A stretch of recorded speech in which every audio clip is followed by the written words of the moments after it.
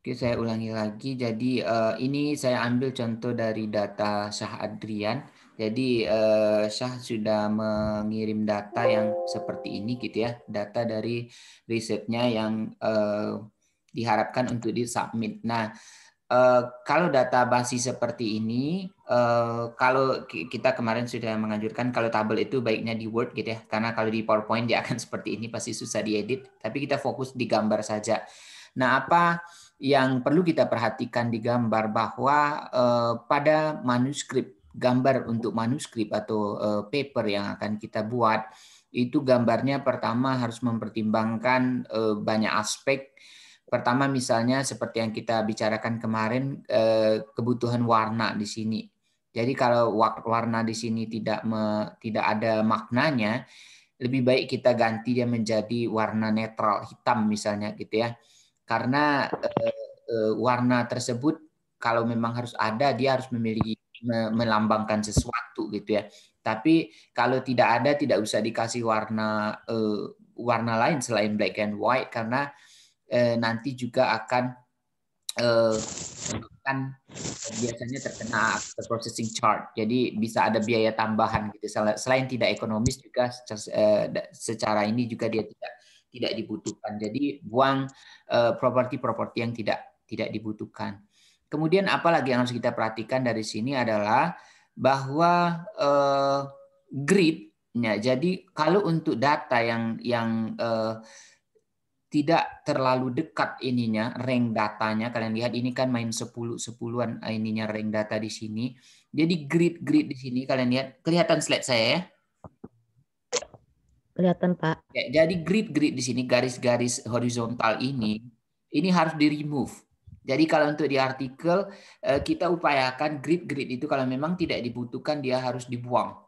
Karena mengapa dia akan membuat gambar menjadi lebih fokus, kemudian secara estetika juga akan mengganggu. Walaupun sebenarnya kadang-kala kita berpikir grid ini kan memandu kita untuk melihat angka. Tetapi orang tidak akan menelaah seperti itu di biasanya di manuskrip, di editor atau reviewer, mereka akan berfokus juga bagaimana representasi data itu menjadi lebih fokus. Kemudian apalagi yang perlu kita perhatikan juga yang lain nanti karena saya lihat ada beberapa menampilkan grafik seperti ini. Sumbu X dan sumbu Y, ini sumbu X, sumbu Y. Kalau kita membuat grafik itu garisnya ketebalan garis itu ada standarnya gitu ya. Jadi ini biasanya kita memakai 2 PT minimal gitu ya, atau 2/4 atau 2,5 PT. Biasanya 2 PT. Jadi ketebalan garis ini bukan bukan sembarang kita ini kan saja gitu ya. Ada standarnya kalau untuk paper, terutama paper internasional karena kita berbicara penulisan artikel internasional. Jadi dia bukan bukan standar baku, tapi dia kesepakatan umum bahwa garis-garis di sini sumbu X dan sumbu Y itu ketebalan garisnya itu eh, minimal 2 PT, 1,5 sampai 2 PT gitu ya. Sehingga nanti dia akan mempertegas pembeda antara garis sumbu dengan garis dari grafik ini. Kemudian juga harus kita perhatikan ini apa namanya font. Kalau seandainya manuskrip kita itu fontnya pakai Times New Roman, maka keterangan sumbu X, sumbu Y, kemudian angka-angka di sini juga harus dirubah menjadi font yang sama dengan teks. Jangan misalnya di teks kita ini Arial, kemudian di grafik kita adalah Times New Roman, jadi dia berbeda gitu ya. Nah ini saya perlihatkan, jadi ini merupakan versi yang sudah saya kemas jadi lebih standar. Jadi kalau kita bandingkan di grafik originalnya, kalian lihat bahwa sumbu X dan sumbu Y itu masih ini mungkin 0,5 PT atau 0,75 PT. Nah, sedangkan yang standarnya adalah ukuran garis lain sumbu X, sumbu Y itu sebaiknya 2 PT atau 2/4. Tapi jangan terlalu gede gitu ya. Dia standarnya seperti itu. Kemudian juga ini dot-dot ini karena dia terlalu kecil, kita ingin membuat data kita fokus gitu ya, tegas dan elegan sekaligus. Jadi apa namanya? dot yang memperlihatkan data itu tentu harus kita tingkatkan ukurannya. Dan kemudian warna juga kita rubah, kemudian dengan menghilangkan grid.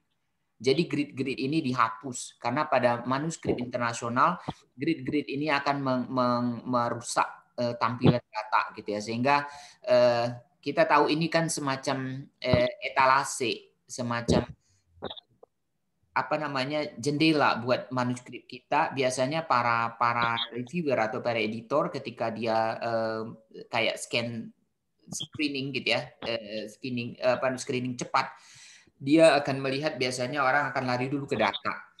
Jadi bagaimana penampilan data itu salah satu faktor penentu apakah paper kita akan dicampakkan sebelum diproses atau dia akan diproses lebih lanjut. Nah, ini perlu diperhatikan juga. Kalian lihat misalnya ukuran font juga, sebaiknya ukuran font di sini lebih besar. X dan Y. Kalau saya biasanya pakai 14 font. Kalau 12 atau 14 font ukurannya, font size-nya.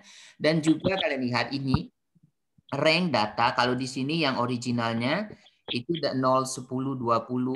Jadi per 10 gitu ya, jarak satu data dengan lain di sumbu sini itu kan tidak terlalu penting buat kita karena membuat rame ini juga akan mendistraksi fokus dari reader. Jadi biasanya dan reader nanti kalau paper kita dipublish, maka upayakan kalian sendiri yang punya sense supaya rank di data itu disesuaikan.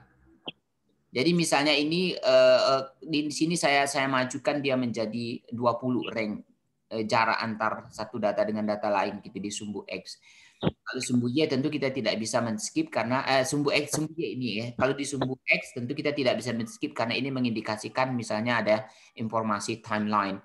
Jadi ini merupakan salah satu perubahan tampilan yang harus kita perhatikan gitu ya. Ada beberapa yang kemudian menampilkan ini. Kemudian sama halnya dengan grafik ini. Kalian lihat di gambar 3 misalnya untuk menampilkan jumlah kemudian dengan ordo gitu ya. Nah, ini juga merupakan tampilan yang mungkin buat reviewer ini biasanya atau buat editor yang pertama sekali membaca itu akan tidak menarik. Mengapa? Pertama karena garis pada sumbu-sumbunya tidak terlalu tegas, bahkan di sini tidak ada garis. Kemudian di sini crowded gitu ya. Crowded dengan grafiknya sehingga nanti akan membuat orang susah meng-catch informasi dari data kita gitu ya.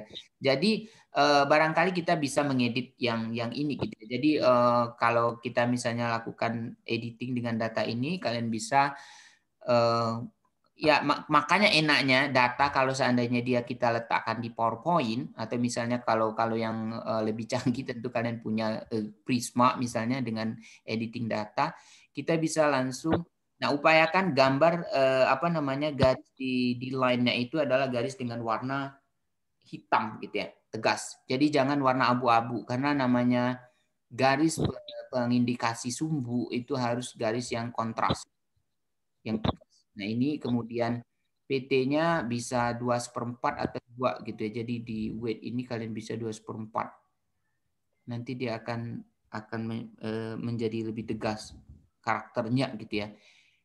Ini menjadi salah satu faktor kita bagaimana cara menampilkan data. Nah ini kan belum ada, saya zoom ya, mudah-mudahan kalian bisa lihat. Nah ini kan adalah salah satu grafik yang mungkin belum representatif. Mengapa belum representatif? Karena angka-angka ini belum ada penunjuk ininya markernya gitu. 35 itu di titik mana. Maka ya mungkin seperti kita mengedit inilah ya. Kalau nanti ini saya cobakan di sini.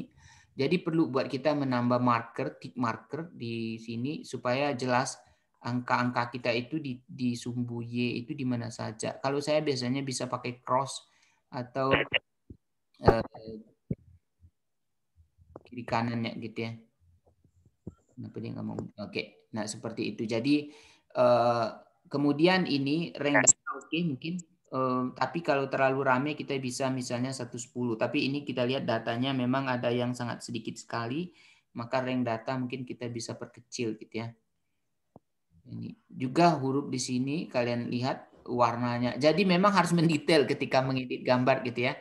Ketika kalian menyiapkan gambar ini, karena gambar ini selain pembangkit mood kalian untuk membahas paper paper kalian selanjutnya, ini juga menjadi faktor kunci yang akan kita perlihatkan pertama ke editor, dan nanti kalau seandainya editor terima dia akan serahkan ke reviewer gitu ya. Jadi ini perlu. Kemudian juga pilihan warna ini. Mengapa pilihan warna kalau bisa dihindari warna-warna selain black and white? Ini kalau misalnya kan banyak pattern yang bisa kita pilih gitu ya. Banyak pola-pola yang kita pilih. Jadi gambar ini, warna ini akan menjadi cost buat kita, menjadi biaya. Jadi kalau bisa misalnya masih bisa diwakili oleh putih, gradasi putih, abu-abu dan hitam, maka mungkin kita bisa mewakilinya misalnya dengan hitam, kemudian kita ganti dengan gradasi putih. Kecepatan internet ini saya kenapa nggak mau jalan? Ini jadi hitam, kemudian ini jadi abu-abu misalnya, kemudian ini kita, kalau pattern juga bisa. Jadi kalau misalnya kalian butuh banyak tipe, misalnya grafiknya ini ada 4 atau 5, tentu kita bisa memilih pattern atau pola. Nah, yang penting juga bahwa setiap bar, setiap garis-garis di sini sebaiknya juga dibingkai. Ini juga memerlukan bingkai. Yang tebal bingkainya itu juga punya standar. Biasanya bisa 1,5 atau 2 titik. Dan sebaiknya juga memiliki garis yang kontras. Jadi sehingga nanti kita akan memiliki tampilan data. Ini masih biru dia. Ini masih biru. Saya rubah jadi, kenapa dia nggak mau berubah jadi hitam? Kayaknya transparansinya yang berubah ini ya. Jadi gambar memang harus kontras, ini nggak ada transparansi berubah ya. Jadi ini merupakan tampilan untuk data yang berupa grafik. Juga misalnya kalau kita lihat di datanya Rizka, saya contohkan lagi di datanya Rizka itu, ini kalau di data awal kalian lihat bagaimana data yang akan ditampilkan oleh Rizka. Nah, ini merupakan data yang tidak representatif kalau untuk kita publish langsung. Karena nanti kalaupun ini accepted misalnya, ini ketika di convert menjadi gambar, kemudian di insert ke, maka semua huruf keterangan ini akan hilang gitu, akan sangat kecil, mikro. Dan kemudian kita lihat ukurannya juga tidak proporsional gitu ya, bahwa ini bisa kita perpendek, kemudian kita perkecil, maka kita masih memiliki space untuk gambar lain. Juga ini juga ya, keterangan sumbu X dan sumbu Y-nya belum terlalu jelas, dan juga ini tersamarkan. Kalian lihat misalnya, nah jadi ini merupakan tampilan yang ready to publish, yang paling bawah ini. Jadi kalau kalian lihat misalnya di sini jelas keterangannya, kepadatan, di sini stasiun pengamatan, kemudian dengan bar ini itu sudah memiliki frame. Jadi upayakan dia memiliki frame dengan ketebalan juga kalau bisa 2 PT atau APT. Sehingga kan tujuan kita supaya orang mudah membaca data. Nah, data ini ketika nanti dia dikemas menjadi paper yang sudah dipublish, ini akan lebih mudah dibaca orang ketimbang data yang di atas. Kemudian juga grafik ini juga kebutuhan warna sebenarnya tidak penting di sini. Kemudian juga indikator dari data, dan juga upayakan kalau gambar tidak memakai frame kecuali memang misalnya di request oleh jurnalnya. Ini kalau grafik kalian lihat kan ada frame misalnya. Nah, seperti ini gitu ya. Mungkin ketika kita kemas lebih representatif, sumbu X dan sumbu Y-nya kita tebalkan. Kemudian font dari keterangan angka-angka di sumbu Y-nya kita perbesar, dan juga keterangan misalnya di sini kelompok familinya juga diperbesar, dan legenda. Jadi legenda itu kalau kita punya space di sini yang luas, maka kita bisa menempatkan legenda di sini keterangannya. Jadi legenda itu sebaiknya ditempatkan di tempat yang memang space-nya masih ada, dan kemudian dia juga mudah ditemukan oleh reader gitu. Dan tentu kalau kita ingin menarget pertama, tentu kita harus mempertimbangkan bagaimana si editor kemudian si mata reviewer mudah menemukan dari tampilan data kita ini ya. Jadi ini merupakan karakteristiknya yang harus kita perhatikan, dan perlu dipertimbangkan juga kalau yang warna itu seandainya nanti orang mencetak, taruhlah orang yang pengen mempelajari paper kita lalu kemudian nanti dia akan ngeprint. Nah, biasanya kalau hitam putih itu difotokopi, di apapun, itu akan tetap utuh keterangannya. Tapi kalau ini misalnya kalian pengen misalnya gambar dengan warna berbeda ini mengindikasikan sesuatu yang berbeda, kalau dia memprintnya hitam putih maka hilanglah kejelasannya dari gambar kita. Jadi salah satu keuntungan dari gambar yang hanya black and white, selain dia juga lebih ekonomis, kemudian juga dia tidak akan mengaburkan, menghilangkan informasi ketika gambar tersebut diproduksi untuk tujuan reader gitu ya. Jadi harus dipertimbangkan seperti itu ya. Bagaimana pengemasan datanya. Nah, mungkin jadi yang penting juga adalah bahwa kita harus memikirkan data kita ini bisa nggak kita kalau bahasa Minangnya kita onggok-onggokkan gitu ya. Kita kelompok-kelompokkan menjadi kelompok yang memiliki satu informasi utuh. Jadi kalau misalnya di sini data yang tadi ditampilkan sebagai figure 1 dan figure 2, misalnya gambar 1 dan gambar 2, ini kan tentu akan menjadi gambar 1, gambar 2, tapi ada kemungkinan mungkin gitu ya. Tapi kita sendiri yang tahu nanti data 1, gambar 1 dengan gambar 2 ini bisa kita gabungkan dalam satu kelompok data. Jadi mungkin nanti kita bikin figure 1, misalnya figure 1, tapi dia AB gitu, A dan B.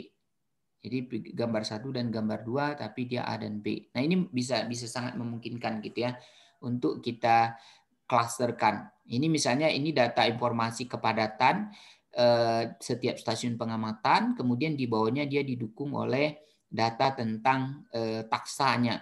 Nah, jadi ini kalau dalam esensi saya, dalam pandangan saya, ini adalah data yang mungkin bisa kita unggulkan dalam satu gambar. Tapi A dan B-nya mungkin kita jadikan keterangan. Karena ini dia mendukung satu informasi. Dia bukan merupakan informasi yang terpisah gitu ya. Jadi bisa kita onggokkan. Tapi kalau misalnya dia merupakan sequence dari tahap kerjaan yang lain, maka dan dia mendukung cerita yang lain, ya tentu kita akan misalnya yang satu ini adalah pengamatan di laboratorium, kemudian yang ini adalah pengamatan secara periodik di lapangan, ya tentu dia harus dipisah. Tetapi kalau satu kesatuan misalnya ini adalah hasil identifikasi dari setiap kelompok sampel yang kita peroleh di stasiun-stasiun pengamatan, maka ini merupakan data yang mungkin bisa kita kelompokkan menjadi satu kesatuan. Nah, ini data berupa grafik atau gambar ya. Kemudian ada data yang barangkali dia berupa foto. Nah, kalau saya juga ini sering sekali berhadapan dengan gambar yang berupa foto. Masih kedengaran suara saya? Masih, Pak. Ya, saya ini Pak MS Team tiba-tiba muncul ya. Jadi ini misalnya saya ambil data dari ini punya siapa sih? Punya Elsa? Bukan ya? Ini mikro. Jadi ini data tentang apa namanya? Kalian lihat gambarnya ini adalah yang awalnya adalah mungkin seperti ini gitu ya. Bisa kita jadi awal tampilan seperti ini. Jadi dipisah figure 1, figure 2 misalnya ini adalah hasil screening awal yang barangkali misalnya dari isolat di lapangan, lalu tentu nanti masing-masing koloni ini nanti akan menjadi subklonnya gitu ya.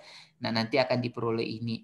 Nah, mungkin ini adalah tampilan foto. Jadi di mikrobiologi atau saya misalnya di fisiologi dan di histologi itu umum kita membutuhkan foto yang harus kita tampilkan. Jadi memang kalau di foto baiknya seperti ini didukung oleh skala. Sehingga orang tahu ini luas dan sebagainya itu orang bisa mengacu ke suatu tempat gitu ya. Dan kalau ini mungkin karena kesulitan teknologi kita memiliki skala gitu. Kalau masih memungkinkan untuk meletakkan skala di sini ketika kalian memfotonya dengan zoom yang lebih tinggi, maka mungkin lebih bagus ditambahkan skala. Sehingga seorang editor atau reviewer ketika dia melihat ini, dia langsung mendapat informasi. Nah, kalau menurut saya, dalam persepsi saya, ini mungkin dua gambar ini adalah isolat pertama, istilahnya primary isolate-nya, mungkin bisa kita gabung menjadi ini gitu ya, hasil aktivitas uji dari salah satu isolat itu gitu ya, mungkin gitu ya, bisa kemungkinan, tapi bisa juga tidak, karena dia mungkin mengindikasikan sequence dari pekerjaan kita. Ini misalnya ketika mengisolat pertama, jadi raw isolate-nya, kemudian nanti salah satunya dipurifikasi dan dilakukan pengujian misalnya dengan enzim untuk mencerna selulosa dan sebagainya, sehingga memperlihatkan aktivitas spesifik. Nah, jadi kemudian satu lagi yang penting, ketika kalian menampilkan foto atau gambar dalam satu tampilan seperti ini, ada gambar kiri dan kanan, itu untuk memudahkan kita memberikan penjelasan atau nanti di caption gambar, itu sebaiknya diberi keterangan di sini. Jadi bisa kalian misalnya AB gitu ya, atau ini BC gitu ya. Ini bisa seperti ini. Jadi ada perbedaan yang ada lambang yang membedakan antara gambar yang berbeda BC. Jadi tidak bisa disatukan saja gambarnya dengan satu keterangan, karena nanti ketika kita akan menceritakan di teks, di result, kita akan kesulitan. Misalnya figure 1 right final atau left final itu agak sulit kita ini. Jadi misalnya gambar 1B atau gambar 1C. Jadi lebih cepat kita merujuk ke gambar ketika kita melambangkan langsung dengan huruf seperti ini. Kemudian warna juga diperhatikan, dan kalau keterangan ini ya memang kadang-kala memang harus mendetail gitu ya, keterangan seperti itu. Saya perlihatkan misalnya di ini juga mungkin ya, gambar-gambar di sini perlu tadi seperti yang ditampilkan.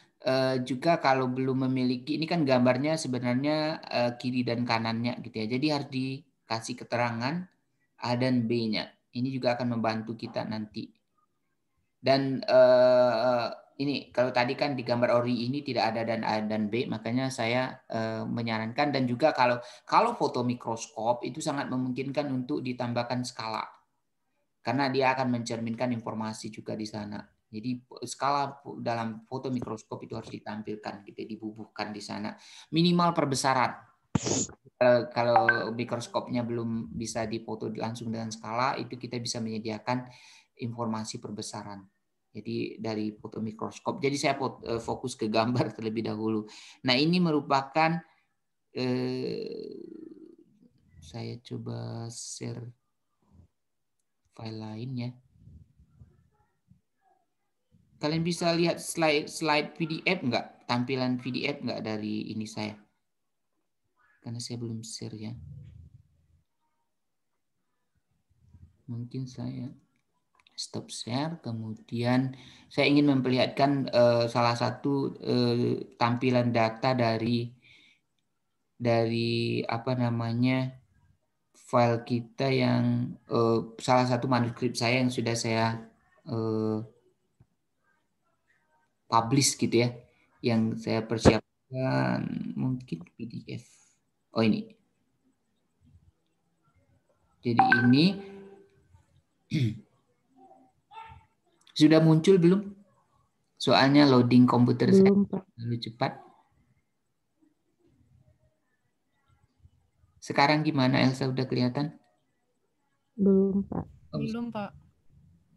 Loadingnya mungkin susah ininya ya. Stop share. Udah, Pak. Udah ya. Jadi ini adalah manuskrip saya yang barusan accepted gitu ya di Pharmaceutical Journals Q2.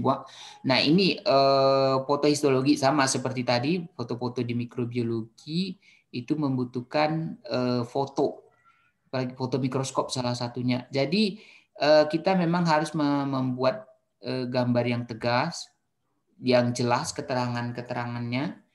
Ini kalau bisa ada marker di sini penanda, misalnya yang warna putih itu apa, kemudian ini juga skala mikroskop. Karena kita di biologi itu sangat sering bersentuhan dengan foto gitu ya, yang harus kita tampilkan.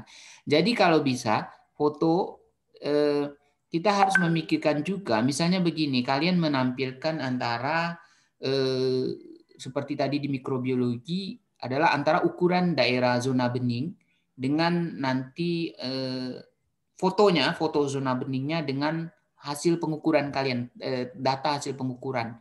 Nah, itu harus dikelompokkan menjadi satu data, satu klaster data. Jadi nggak bisa dipisahkan, misalnya foto halonya satu, kemudian figur 2-nya baru kalian letakkan grafik tentang ukuran halo. Padahal dia merupakan satu kesatuan informasi yang menyatakan ini adalah halo yang saya ukur, kemudian ini hasil pengukurannya.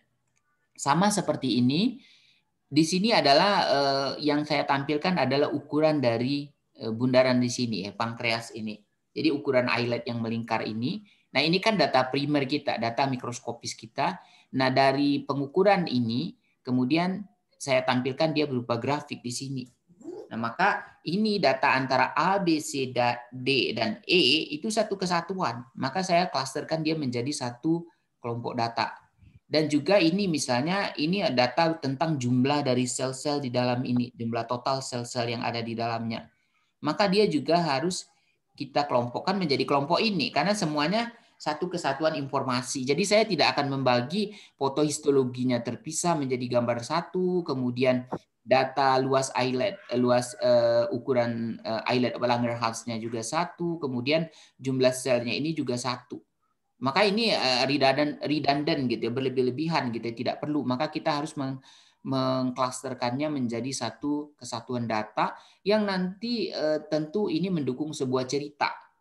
Dan upayakan ketika kita menampilkan data bahwa dari mana sumber data itu muncul pertama sekali, data mana yang dulu sekali muncul, data mana yang kemudian. Itu yang harus kita pertimbangkan sequence-nya. Misalnya di sini saya punya data sebenarnya ukuran islet dan jumlah sel isletnya. Tetapi mengapa saya tidak meletakkan ukuran islet di atas, lalu histologinya di bawah? Karena sequence saya adalah, saya memperoleh ukuran ini kan dari gambar. Jadi saya memoto dulu, memeriksa secara mikroskop, saya ukur, baru saya dapat data kuantitatif. Maka saya harus menampilkan di mana sumber data awalnya, di sini gitu ya. Sama misalnya tadi kalau di mikrobiologi kita, mana yang harus kita tampilkan dahuluan antara foto zona bening atau ukuran dari zona bening, grafik atau tabel ukuran zona bening. Tentu foto dari zona beningnya duluan gitu ya, karena di sanalah sumber data bermula gitu yang kita peroleh gitu ya. Misalnya kalau ASRIP misalnya di kajian filogeni tentu seperti itu juga gitu ya. Kalau ada sequence misalnya gambaran sequence, tentu dari sequence itu yang ditampilkan duluan, baru kemudian konstruksi filogeniknya, karena konstruksi filogenik mungkin bersumber dari data sequence itu gitu ya. Nah, ini beberapa data. Kalau ini yang histologi saja saya tampilkan.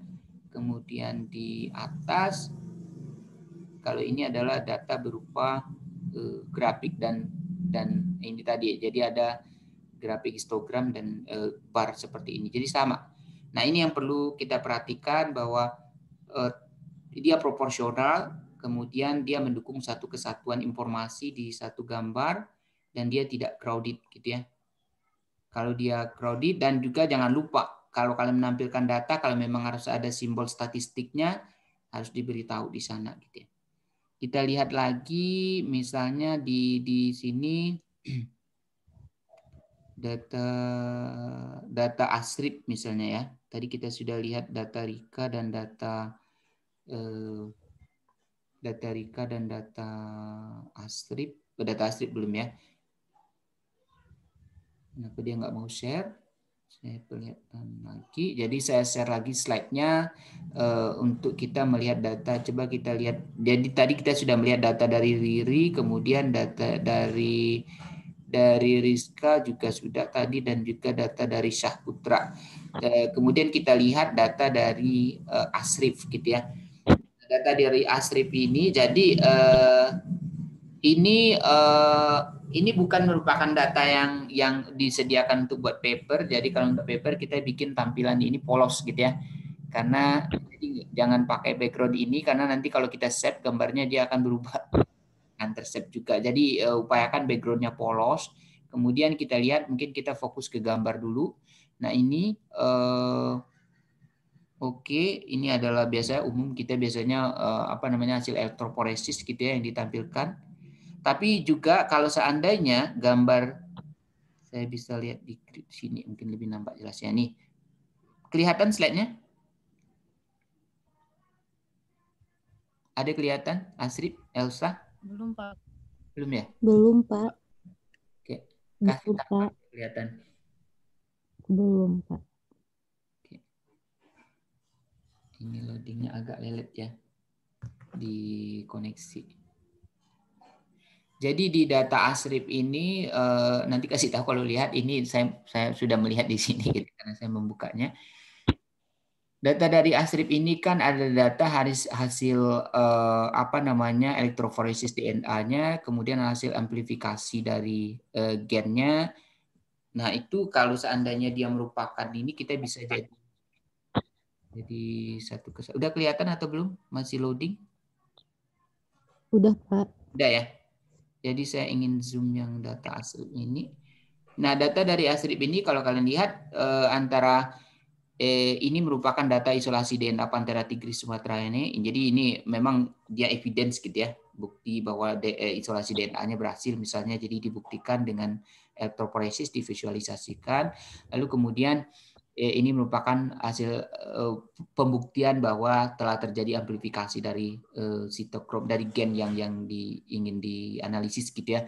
Nah ini mungkin kalau untuk pertama ya gitu bahwa evidence antara isolat DNA bahwa kita ini kan sebenarnya hanya berupa data pendukung yang membuktikan benar nggak isolasi DNA-nya itu berhasil gitu ya. Jadi maka ditampilkan ini. Kemudian benar nggak fragmen gen yang ditarget itu telah berhasil diamplifikasi.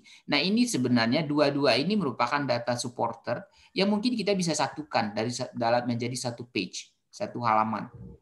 Jadi bisa kita gabungkan dia menjadi satu data. Satu data mungkin ini adalah A-nya, kemudian ini adalah B-nya di satu halaman.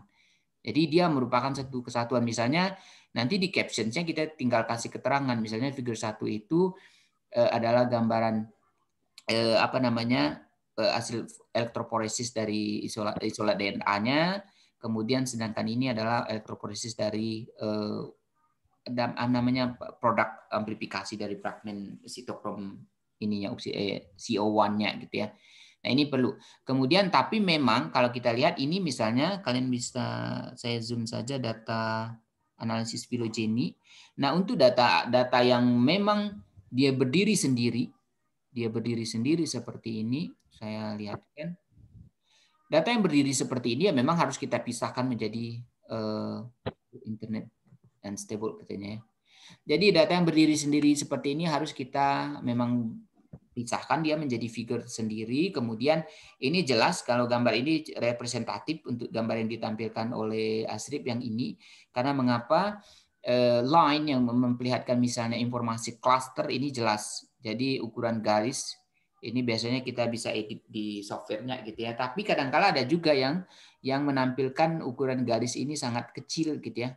Sehingga orang tidak tegas yang mengklasternya dari sampel yang kita kaji itu yang ingin kita lihat pengelompokannya itu tidak tegas, nanti payah orang mengidentifikasinya. Nah ini analisis filogenik yang mungkin dia berdiri sendiri sehingga dia terpisah dari data yang lain. Nah data matriks seperti ini, angka seperti ini kan nilai sequence ya, nilai sequence divergence-nya.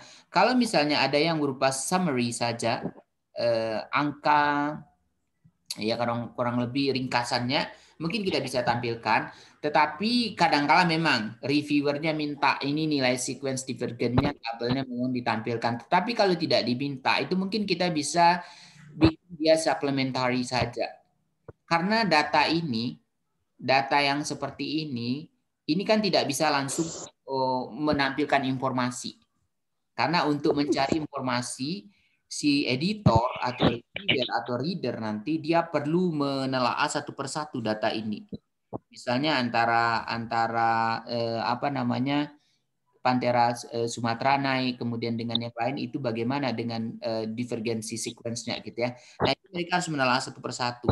Jadi baiknya data yang ini sebenarnya masih termasuk data primary, data primer. Data yang ketika tampil orang tidak bisa langsung membaca, beda dengan data ini. Kalau data filogenik ini merupakan data final. Ketika orang si editor atau reviewer atau kemudian reader kita nanti membaca, orang langsung oh ternyata misalnya pada klaster Panthera sumatrana yang Leoni misalnya dia terpisah dengan kelompok-kelompok klaster lain, misalnya dari kelompok Panthera pardus misalnya jauh terpisah.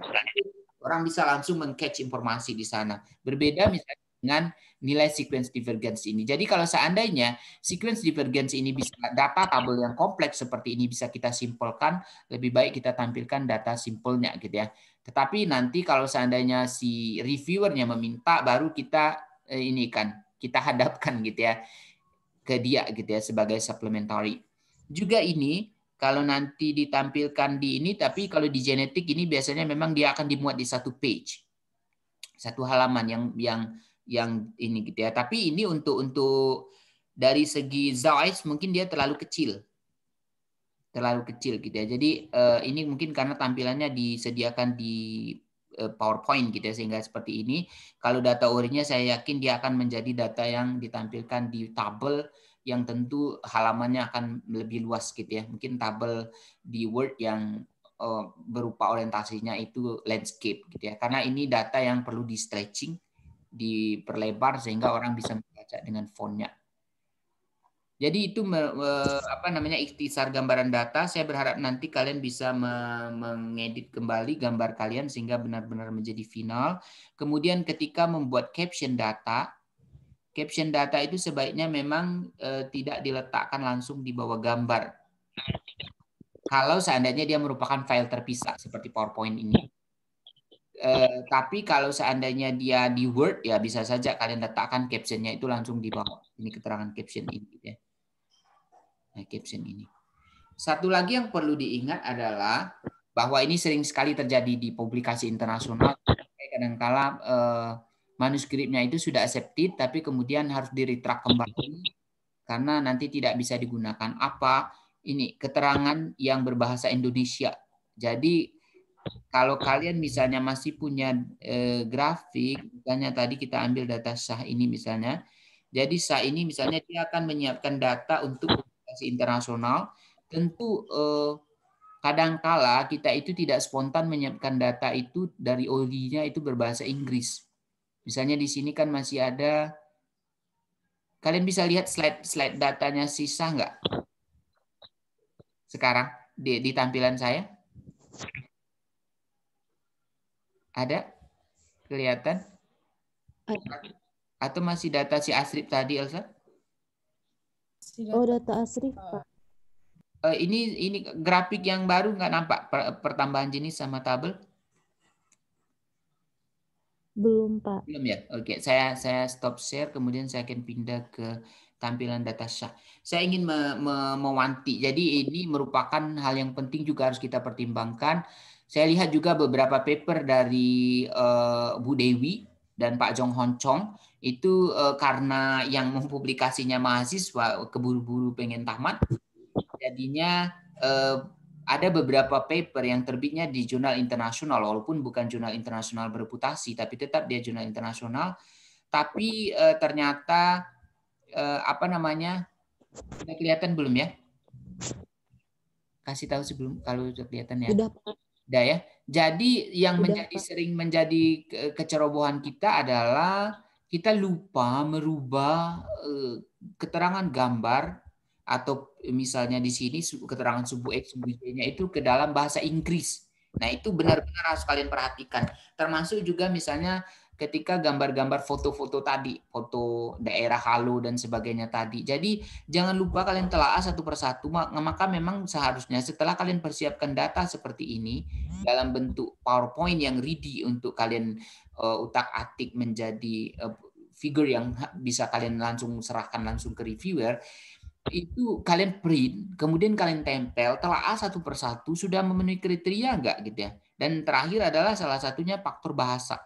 Jadi banyak sekali kalau kalian lihat, saya bisa tunjukkan nanti kalau saya browsing, ada beberapa paper bukan hanya di jurusan kita, juga di tempat-tempat lain yang bahasanya compang-camping. Keterangannya bahasa Inggris, tapi kemudian di gambarnya itu misalnya di sini misalnya abundance misalnya ya. Di sini abundance misalnya, tapi di sini masih ada tabel ke. Nah, itu banyak kalau kalian lihat. Nah, itu akan menandakan nanti orang akan membaca ini memang tidak ada proses reviewer, proses apa namanya editorial di sini, sehingga jurnalnya memang diragukan gitu ya. Kebanyakan kalau saya lihat yang paper-paper kakak-kakak kalian yang dulunya keburu mau tamat itu memang submit hari ini, besok keluar jawabannya langsung accepted, bagus sekali gitu ya. Padahal disiapkan dengan terburu-buru karena di sini ada ketidakhati-hatian kita dalam menseragamkan bahasanya. Jadi upayakan nanti kalian cek satu persatu apakah keterangan-keterangan gambar, termasuk ini juga misalnya ya. Kalau seandainya kita membuat gambar ini, kemudian ini misalnya belum berbahasa Inggris, legend ini gitu ya, legenda dari gambar ini, maka kita harus membuat berbahasa Inggris gitu ya. Jadi dirubah dulu dalam bahasa Inggris sehingga nanti dia menjadi seragam semuanya dalam berbahasa Inggris. Sini. Jangan tiba-tiba misalnya kalian publikasi di jurnal internasional, nanti di grafiknya ini sumbu X-nya masih keterangan jumlah. Itu internasional abal-abal jadinya gitu ya. Nah, itu sering membuat paper kita menjadi sampah nantinya. Sampah dalam artian kalian tidak bisa menggunakan untuk hal-hal yang lebih bermakna gitu ya. Karena reader yang internasional juga akan kesulitan sehingga dia tidak akan mau dengan paper kita membaca mensitasinya karena dari bahasa juga tidak konsisten gitu ya. Kalau dari ini misalnya dari map seperti ini, tampilan peta seperti ini, saya pikir sudah bagus gitu ya. Jadi jelas ininya, kemudian warna juga biasanya kalau menggunakan GIS juga jelas ininya gitu ya.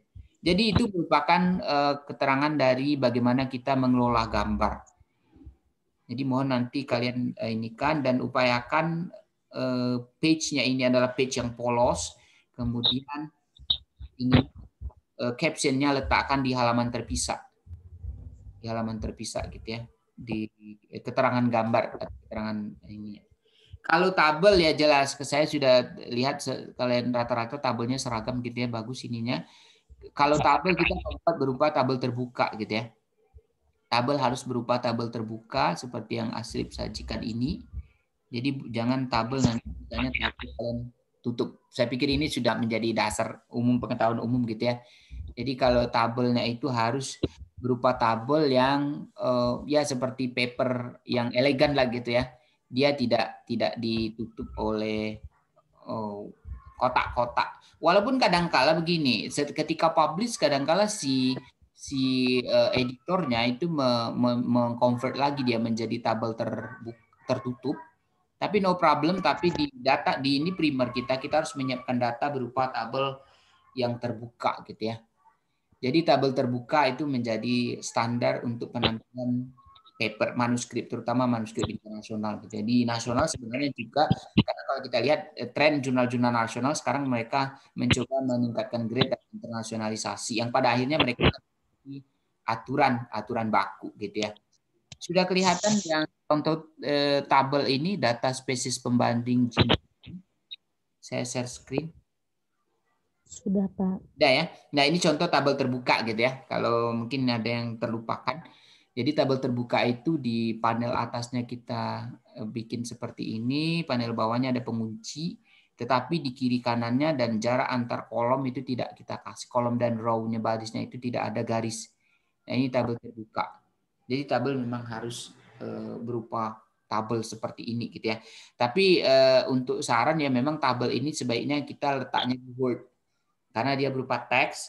Kalau kita letakkan dia di apa namanya di seperti ini tentu akan menyulitkan kita gitu ya nanti untuk memindah-mindahkannya. Baik, kemudian saya ingin berpindah ke memperlihatkan dari manuskrip kalian sendiri. Kemudian kemarin saya sudah membuka beberapa file. Kenapa dia nggak muncul di sini ya? Kenapa dia nggak muncul ya? Padahal saya sudah buka file Word-nya. Jadi bagaimana mengemas, kita fokus ke metode dulu gitu ya. Kalian sudah mengisi outline, saya sudah membaca semua filenya. Tapi saya ingin mencomot beberapa saja. Nah, ini mungkin ya kita ambil yang Asrip. Asrip ini sudah disubmit Asrip? Atau belum dia? Yang itu belum, Pak. Belum ya? Tapi saya lihat ini sudah lumayan ready gitu ya. Jadi mungkin sudah di answer gitu ya. Jadi memang ketika kita membuat ini yang saya tanda warna kuning, tahu kalau udah kelihatan Asrip ya. Saya lagi share file Word. Belum kelihatan? Belum, Pak. Belum ya? Pentingnya memang agak lelet. Jadi ketika kita di material and method, jadi kerja kita itu sequence-nya adalah ketika ingin menulis paper adalah kita menyiapkan gambar sebaik-baiknya, kemudian gambar tersebut kita sempurnakan, kita telaah apakah bahasanya juga sudah seragam bahasa Inggris, jangan centang perenang satu bahasa Inggris, satu bahasa Indonesia. Nah, setelah kita yakin dengan gambar kita, susunan dan sebagainya, kita kemudian akan mulai fokus mengerjakan manuskrip kita gitu ya. Sekarang udah kelihatan belum? Udah, Pak. Tidak ya. Oke, jadi ini kan saya ambil contoh dari outline-nya paper si Asrip. Jadi di material dan method karena saya ingin fokus dulu ke material dan method. Sequence-nya kita memang harus ke material dan method. Mengapa material dan method? Karena untuk membuat ini kita nggak mesti mencurahkan pemikiran sekeras-kerasnya seperti membuat pembahasan atau mendeskripsikan hasil atau membuat pendahuluan background. Jadi material dan method ini kan kita tinggal memindahkan prosedur kerja yang sudah kita lakukan. Jadi memang sebaiknya material dan metode itu dibagi menjadi subbab-subbab. Jadi pembagiannya sesuai dengan urutan pekerjaan kita. Kalau tadi misalnya mikrobiologi itu dimulai dari kegiatan subbab pertamanya mungkin koleksi sampelnya. Kalau tadi misalnya mengkoleksi mikroba endopitik misalnya dari hutan. Nah, tentu kita mulai dari proses pengoleksian sampel. Nah, seperti yang diperlihatkan Asri ini sudah tepat. Jadi sequence-nya itu di material dan method di subbab pertama misalnya pengambilan dan penyimpanan sampel, kemudian dilanjutkan dengan proses ekstraksi DNA, kemudian proses selanjutnya adalah keterangan bagaimana prosedur PCR untuk amplifikasi dan sequencing di DNA. Kemudian adalah bagaimana data dianalisis. Jadi kita memang harus membaginya menjadi subbab-subbab yang terpisah-pisah sesuai dengan sequence pekerjaan kita. Tetapi kalau seandainya dia memang harus bisa kita gabungkan menjadi satu bagian subbab, misalnya seperti ini, Asrip antara pengambilan sampel penyimpanan itu kan sebenarnya satu kesatuan kegiatan, maka bisa digabung seperti ini. Nah, yang sering menjadi muncul salah satu kesalahan yang umum saya lihat kalau saya mencoba untuk mereview sebelum paper-paper lain itu mereka submit, kadang-kala saya juga diajak berdiskusi bagaimana kira-kira paper ini. Nah, saya sering menemukan termasuk di jurusan kita dan kakak-kakak kalian yang sudah mau publish dulu, itu sering kalau kita penelitiannya lapangan, memang kita penting untuk menjelaskan when-nya, faktor kapan kita misalnya koleksi sampel. Misalnya penelitian ekologi, ketika kalian misalnya collecting data di lapangan, itu memang perlu misalnya penelitian ini telah dilakukan surveinya sepanjang misalnya mulai bulan September sampai Desember. Jadi perlu keterangan waktu. Tetapi kalau dia berupa eksperimen, itu tidak perlu sama sekali gitu ya. Jadi jangan sampai misalnya kalau kita seperti mengcopy paste skripsi. Kita tahu kalau skripsi kan sequence-nya memang kita harus kasih tahu penelitian ini walaupun eksperimen walaupun survei, kita harus kasih tahu kapan kita melakukannya. Tetapi kalau untuk di paper, apalagi paper internasional, itu kita tidak mesti untuk penelitiannya berupa penelitian laboratorium, penelitian eksperimen laboratorium, itu tidak perlu ditambahkan, diberi informasi kapan kita melakukan eksperimen itu. Jadi tidak penting gitu ya.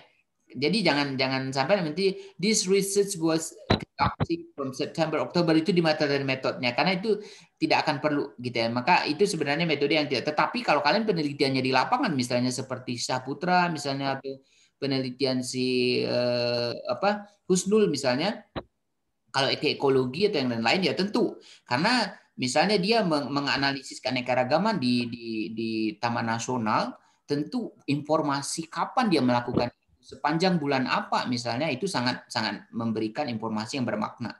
Karena bisa jadi misalnya tahun depan orang melakukan atau 10 tahun lagi orang melakukan di bulan sama atau bulan berbeda, itu menjadi informasi yang sangat berguna. Tetapi eksperimen ingat tidak mesti ditambahkan tentang kapan kalian melakukan penelitian itu gitu ya, untuk penelitian eksperimen laboratorium gitu ya. Nah, kemudian yang penting juga ini sudah benar, tetapi kadangkala kalau kita mempedomeni skripsi, di skripsi itu kan kadangkala kita menambahkan alat dan bahan. Ada bagian khusus yang berupa list alat dan bahan. Jadi penelitian ini menggunakan alat ini, bahan ini gitu ya.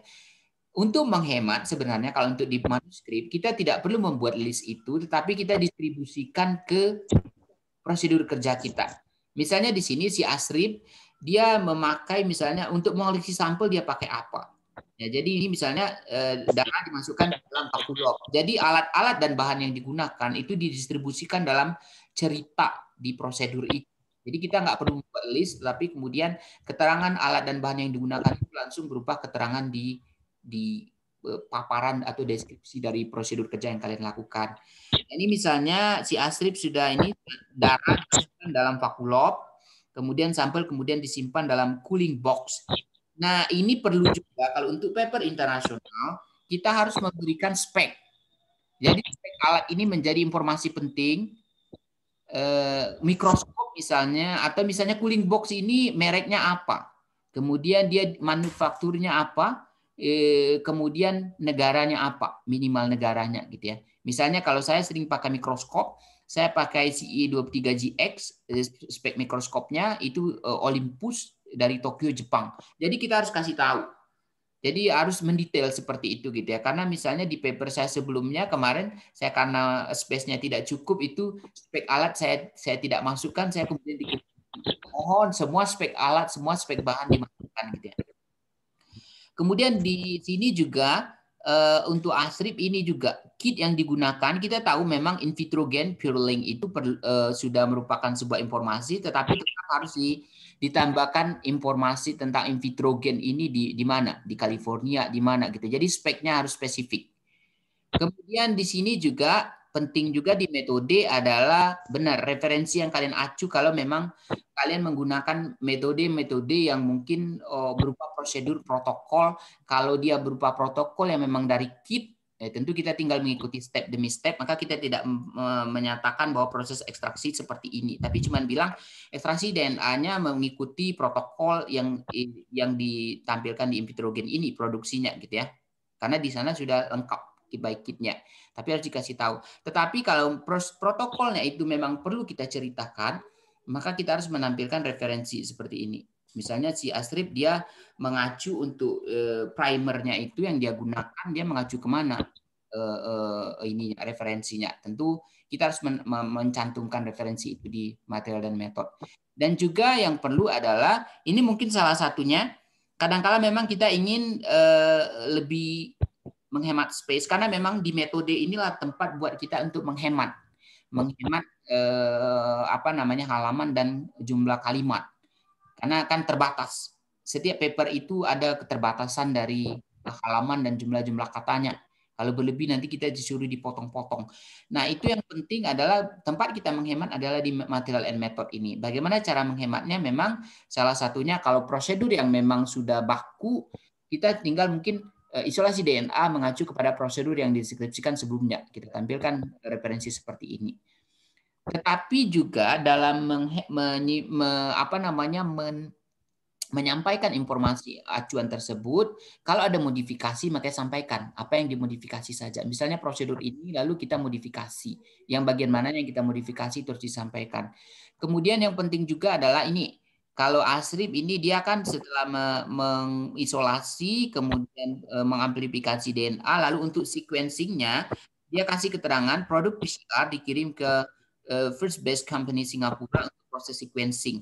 Ini mungkin kalau untuk jurnalnya nasional, si reviewernya akan terima, si editornya akan terima. Tetapi untuk jurnal internasional ini perlu produk PCR ini perlu dimodifikasi kalimatnya. Kita memang sebenarnya kan untuk sequencing kita memakai jasa, tetapi kita harus memerlukan tambahan informasi.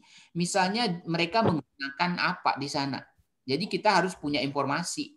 Mereka menggunakan sequencernya, mesin sequencer speknya apa, itu perlu dikasih tahu gitu ya. Kemudian misalnya kalau ada teknik khusus dari sequencingnya, misalnya kalau sekarang ada NG sequencer, misalnya tentu memiliki apa namanya spesifikasi yang berbeda dan itu harus disampaikan.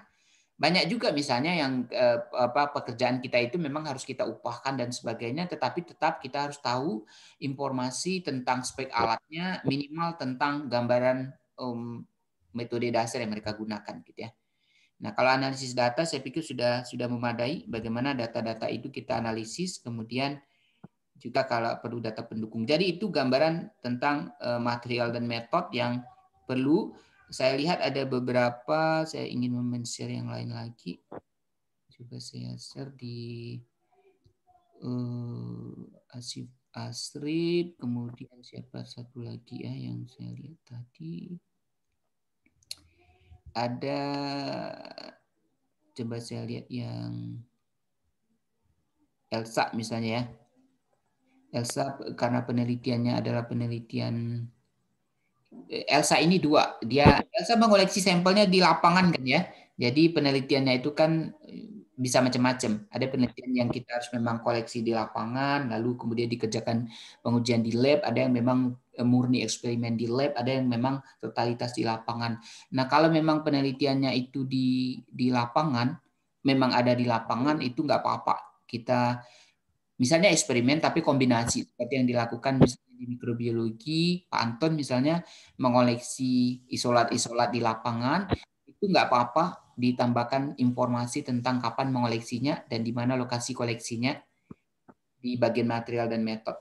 Ini saya lari ke material dan metode dulu. Tetapi kalau seandainya tidak cukup space, maka kalian bisa menyampaikan, tidak perlu menyampaikan kapan koleksinya gitu ya. Sudah kelihatan saya men-share ini? Sudah. Material dan metode yang saya warna kuning ya. Nah ini adalah paparan material dan metode yang belum representatif kalau harus kita submit untuk jurnal internasional. Mengapa? Karena kita pertama belum membaginya menjadi subbab-subbab. Jadi misalnya di sini pengen dijelaskan tentang metode eksperimen, maka kita bisa kasih tahu apa namanya experimental method misalnya. Jadi ada subbabnya. Jadi misalnya methods of experiments. Ini bisa dibikin sebab seperti ini, kemudian atau mungkin ini sebenarnya didahului dengan koleksi sampel kan. Jadi mungkin ini sample collection. Sample collection awalnya subbab pertama, lalu dipaparkan. Jadi harus dibagi-bagi menjadi subbab. Lalu kemudian misalnya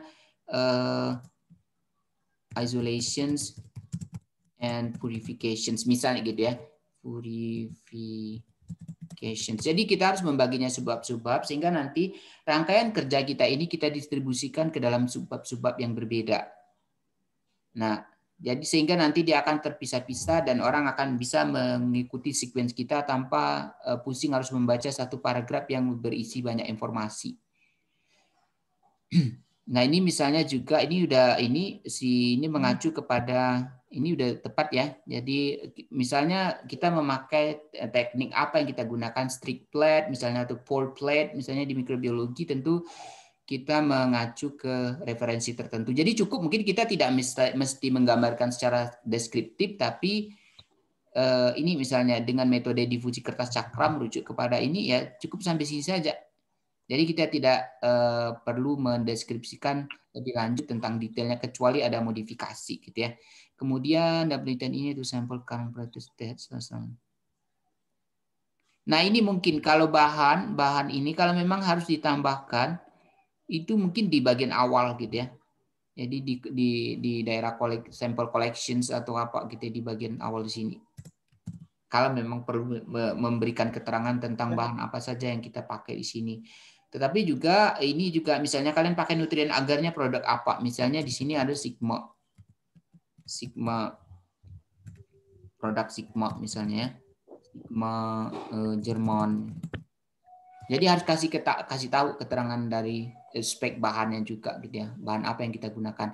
Karena apa tujuannya ya kita transparansi. Bisa jadi orang pakai nutrien agar yang produknya produk Cina itu nanti akan memperlihatkan respon yang berbeda gitu ya. Jadi spek dari bahan-bahan yang kita gunakan memang perlu dikasih tahu kalau dia berupa bahan-bahan yang tidak umum. Tapi kalau Aquades kalian nggak mesti kasih tahu saya pakai Aquades yang di ini gitu ya. Tetapi misalnya kalian pakai seperti Asrip tadi, misalnya pakai kit isolasi DNA itu perlu kasih tahu karena beda-beda company pembuat kit itu akan berbeda-beda nanti. Kalau orang ini melakukan misalnya orang ingin mengikuti prosedur itu, maka bisa jadi menghasilkan produk yang berbeda ketika mereka menggunakan kit yang berbeda. Maka di sini tujuan kita adalah memberikan keterangan kalau seandainya kita memakai kit yang ini gitu ya. Jadi ini mungkin perlu diperbaiki nanti yang lain juga ya. Kalau seandainya bagian material dan metodenya belum dipisah-pisahkan menjadi subbab yang sesuai, silakan pisahkan. Kalau seandainya deskripsinya terlalu panjang, mungkin kalian cukup mengacu kepada prosedur-prosedur seperti ini gitu ya. Dibagi-bagi dia. Oke, saya pikir ada yang ingin ditanyakan sampai di sini sebelum kita akhir perkuliahan kita. Jadi minggu depan itu, jadi berdasarkan hasil paparan saya hari ini, kalian silakan perbaiki gambarnya kalau yang belum dibetulkan seperti yang saya contohkan tadi, grafiknya. Kemudian kalau tabel mungkin kalian pindahkan saja di Word. Kemudian bagian metodenya kalian sempurnakan lagi kalau memang belum terbagi-bagi atau spek misalnya belum kalian tambahkan gitu ya. Nah, spek ini kadang-kala kan kita tidak bisa lagi mengingat spek apa alat yang kita gunakan, tapi kalau saya biasanya kalau saya lupa saya sering browsing. Jadi misalnya saya pakai mikroskop Olympus, itu saya cari lagi speknya, itu bisa ketemu gitu ya. Jadi untuk alat-alat yang, tapi tidak semua mesti alat yang harus kita tulis speknya. Misalnya kalian pakai mikropipet, itu speknya nggak perlu gitu ya.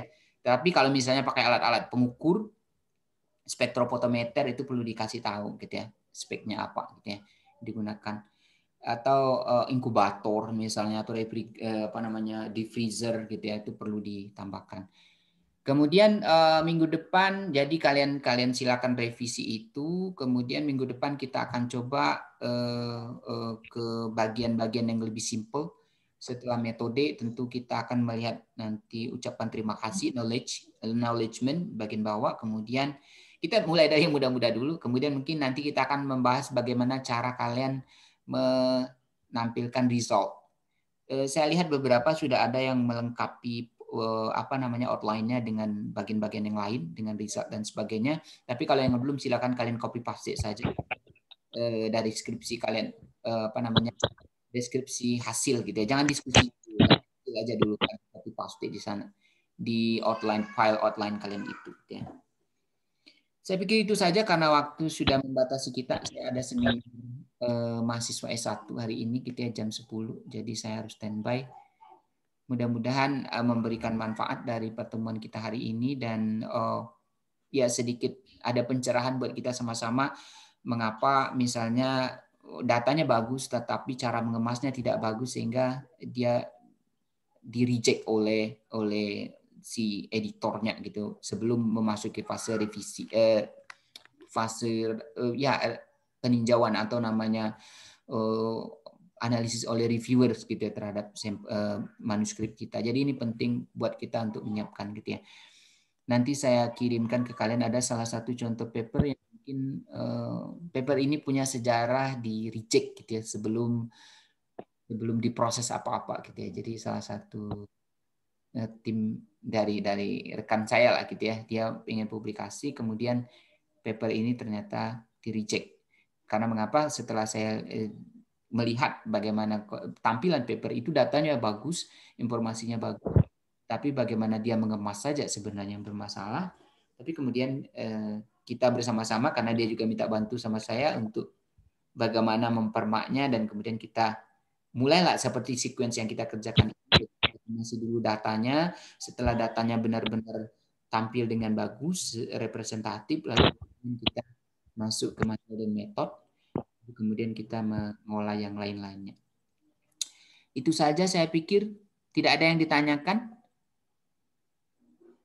Pak, Ya, silakan. Elsa. enggak Pak, saya bukan mau bertanya Pak, tapi mau menyampaikan ini Pak. Ada teman-teman yang izin Pak, karena berada di lapangan Pak. Oh, oke. Ada 4 orang Pak, Vivi, Fitri, Perenca, Sahadrian, sama Rizka Pak. Oke. Mungkin nanti mereka bisa baca record kita ini, karena saya